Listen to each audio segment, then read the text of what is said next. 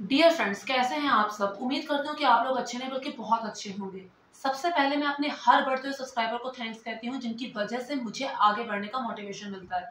Friends, मेरा गला बहुत बुरी तरह से खराब है, तो उस चीज़ को आप पूरी तरह से इग्नोर मारिए, क्योंकि जो मेरा टॉपिक है आप उस पर कॉन्सेंट्रेट कीजिए कि मैं कहना क्या चाह रही हूँ। मुझे पूरी उम्मीद है आप लोगों को मेरा ये वीडियो इन्फॉर्मेटिव ज़रूर लगेगा।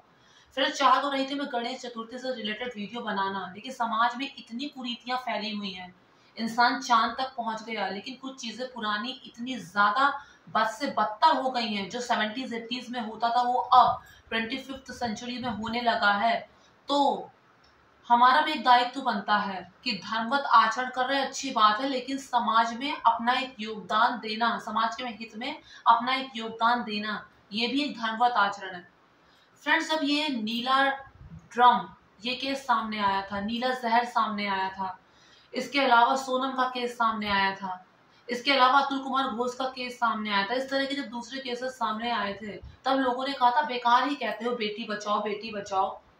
अरे बेटे बचाओ।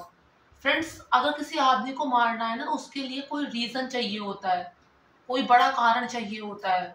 मारने वाले के दिमाग में एक नफरत हो उसके लिए, ऐसा चाहिए होता है। लेकिन किसी लड़की को मारने के लिए क्या चाहिए होता है? बस निगाह गंदी होनी चाहिए। और निगाह कैसे गंदी होती है इन लोगों की? इनके घर ही ठीक नहीं होते। उन्होंने कभी नहीं देखा होता अपनी माँ की इज्जत होते हुए, अपनी बहन की इज्जत होते हुए। तो पहला बार ये लोग घर पर ही करते हैं, अपने सगे संबंधियों पर, अपनी घर की लड़कियों पर। कुछ करेंगे नहीं तो निगाह अपनी इतनी खराब रखेंगे, और फिर उसके बाद इस समाज में जाके ये सब गंदगी करते हैं। अब जैसे मनीषा का केस आप देख लीजिए, उसने कोई खराब कपड़े नहीं पहने थे, खाली नर्सिंग का फॉर्म लेने जा रही थी। जहां वो नौकरी करती थी उस स्कूल से वो जा रही थी सड़क से नर्सिंग का फॉर्म लेने के लिए किसी कॉलेज। रास्ते में सड़क से वो जीती जागती लड़की गायब हो गई। बाद में मिलती कैसे है? चेहरे पे तेजाब पड़ा है, मर चुकी है, शरीर के अंग गायब है। पहली बार ही देखकर पता चल गया था कि हाँ कुछ गलत हुआ है, और उसके बाद गला रेत कर हत्या की गई है। बाद में उन चीजों को इतना ज्यादा ढांका गया कि अब तक ये चीजें काफी कुछ उलझी हुई हैं। फ्रेंड्स, इसी बीच एक और चीज सामने आई। फ्रेंड्स, पहले होता था 80s में, 70s में होता था, 90s में भी होता था, दहेज प्रथा। दहेज की वजह से लड़कियों को जलाकर मार देने की प्रथा। लेकिन अब ये फिर से जोर पकड़ रही है, अब भी सामने आ रही है। हर दिन लगभग 37 केस दर्ज होते हैं दहेज उत्पीड़न वाले। ये तो वो केस है जो दर्ज होते हैं, जो दर्ज ही नहीं हुए उनके बारे में क्या कहें। तो फ्रेंड्स, जैसा कि हम सब जानते हैं, निक्की और कंचन का केस। दोनों बहनें थी, अच्छे खासे घर से थी, पिता ने विवाह कर दिया। विवाह में बहुत सारा पैसा दिया, लाखों के जेवर दिए, स्कॉर्पियो गाड़ी दी, इसके अलावा मोटर बाइक भी थी।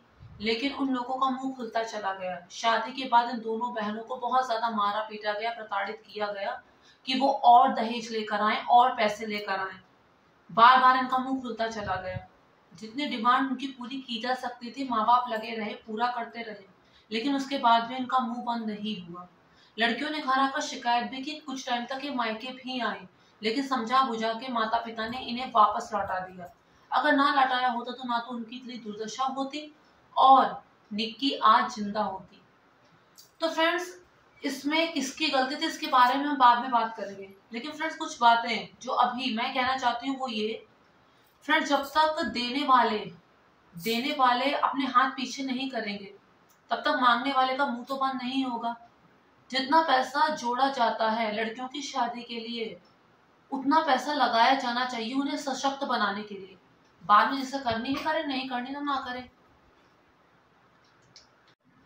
अब इस मामले में बात करते हैं कि गलती किसकी होगी। तो फ्रेंड्स, इसमें सबसे पहली गलती तो उनके पेरेंट्स की है कि जब वो लोग जान चुके थे कि लड़कियां ससुराल में खुश नहीं हैं और वो सब बातें घर आके बता चुकी थी, तो उनको समझा बुझा के बार बार वापस भेजना, नहीं सब ठीक हो जाएगा, ऐसा ऐसा कहना, वो लोग भी उत्तरदायी हैं।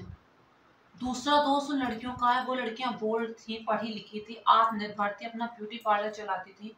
वो दोनों बहनें चाहें तो अपनी व्यवस्था अलग कर सकती थी, अलग कहीं रह सकती थी, इस चीज को फेस करने की बजाय, इसमें सड़ने की बजाय, लेकिन उन्होंने ऐसा नहीं किया। तो फ्रेंड्स, यहाँ पर कुछ हद तक गलती उधर भी है। एक गलती जिस पर आप लोगों का ध्यान नहीं गया होगा वो ये है कि जितना ध्यान उसकी बहन ने उस वीडियो को शूट करने में लगाया, वो मार रहा था उसको और वो वीडियो शूट कर रही थी, फिर जिस तरह से सीढ़ी पर से जैसे इस तरह से आग का गोला भागता हुआ आया, तो जितना ध्यान उसने वीडियो शूट करने में लगाया, अगर वो उसे बचाने में उतना ध्यान लगाई होती तो शायद उसकी बहन जिंदा होती। प्रूफ तो वैसे भी कर देती अजली, या फिर ऐसी हालत में जब वो एक बार भी थाने जाकर रिपोर्ट लिखवा देती तो ये बात साबित हो जाती, उसके लिए वीडियो की जरूरत नहीं थी। लेकिन उसकी जान का बचना वो ज्यादा जरूरी था। इसके अलावा फ्रेंड्स कुछ नई नई चीजें इसमें खुल रही हैं। नई चीजें ये खुल रही हैं कि जो निकी और कंचन के मायके वाले थे वो लोग भी कोई बहुत भले नहीं थे। उनके अपने घर की जो बहू थी वो अलग मायके में जाकर रह रही थी, क्योंकि वो लोग भी उस पर अत्याचार करते थे दहेज के लिए। तो फ्रेंड्स ये तो घर घर की कहानी है। कुछ लोग इसका हवाला ये देते हैं कि भाई हमारे 2 बच्चे हैं, अब हम बेटी के लिए पैसा नहीं जोड़ पाए हैं तो सोच रहे हैं कि लड़के की शादी से जो मिलेगा जोड़ तोड़ कर उसमें दे देंगे। कुछ लोग तो इस तरह के हवाले देते हैं। तो फ्रेंड्स जितना पैसा लड़कियों को उनकी शादी कराने के लिए जोड़ा जाता है, उन्हें सशक्त बनाने के लिए उतना पैसा जोड़ा जाए, उन्हें आत्मनिर्भर बनाया जाए। लड़कों में तो हम जी जान से मेहनत लगा देते हैं, बिल्कुल जुट जाते हैं, 10th क्लास से उनकी पढ़ाई पे इतना ज्यादा ध्यान, कोई कमी ना रह जाए, उतना ध्यान लड़कों की एजुकेशन पे भी करना चाहिए, लड़कियों की एजुकेशन पर भी करना चाहिए। और वैसे भी महात्मा गांधी ने भी यही बात कही थी कि एक शिक्षित लड़की का मतलब होता है एक शिक्षित परिवार। तो उनकी एजुकेशन तो और भी ज्यादा जरूरी थी। फ्रेंड्स जो भेदभाव वाली कुरीतियां ना हमारे देश में पहले नहीं हुआ करती थी। कैसे? अब जितने भी हम देवी देवता देख लें, भगवान देख लें, सबके साथ उनकी पत्नियां थी या नहीं थी? भगवान राम थे तो सिंहासन में बगल में सीता मैया भी तो है। भगवान विष्णु की भी अगर हम फोटो देख लें तो उनके साथ लक्ष्मी जी भी तो विराजमान है।